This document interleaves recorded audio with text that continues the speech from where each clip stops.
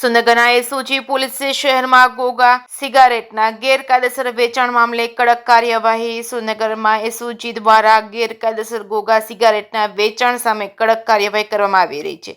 શહેરમાંથી 3 પાનના પાર્લર સંચાલકોને ઝડપી પાડી તેમની સામે ગુનો નોંધી કુલ ₹3,350નો મુદ્દામાલ જપ્ત કરવામાં આવ્યો હતો. કાર્યવાહી યુવાનોમાં નશાની બંધી રોકવા માટે ગૃહ વિભાગના જાહેરનામાના અમલના ભાગરૂપે કરવામાં આવી રહી છે. સુરનગર જિલ્લા પોલીસ અધિક્ષક પ્રેમસુખ ડેલુ, એસઓજી તેમજ જિલ્લામાં અને યુવાનો દ્વારા ચરસ, ગાંજો જેવા નશાઓ માટે ઉપયોગમાં લેવાતા રોલિંગ પેપર તેમજ ગોગો, સ્મોકિંગ કોન અને પરફેક્ટ રોલ જેવી વસ્તુઓના વેચાણને રોકવા સૂચના આપી હતી. ગૃહ વિભાગ દ્વારા આ બંધીને નાબૂદ કરવા માટે જાહેરનામું બહાર પાડવામાં આવ્યું છે, જેના અસરકારક અમલ માટે આ કાર્યવાહી હાથ ધરવામાં આવી છે. એસઓજી સ્ટાફ સુરનગર શહેરમાં પેટ્રોલિંગ કરી રહ્યો હતો તે દરમિયાન મળેલી ચોક્કસ બાતમીના આધારે દરોડો પાડવામાં આવ્યા હતા, જેમાં રાજુ રંગાડિયા તેમજ ધરમસિંહ આલ અને અશ્વિન કાલિયા નામના 3 ઇસમોને ઝડપી પાડવામાં આવ્યા હતા. આ 3 પાનની કેબિનમાંથી અલગ અલગ ફ્લેવરના 335 સ્મોકિંગ કોન સ્ટીકર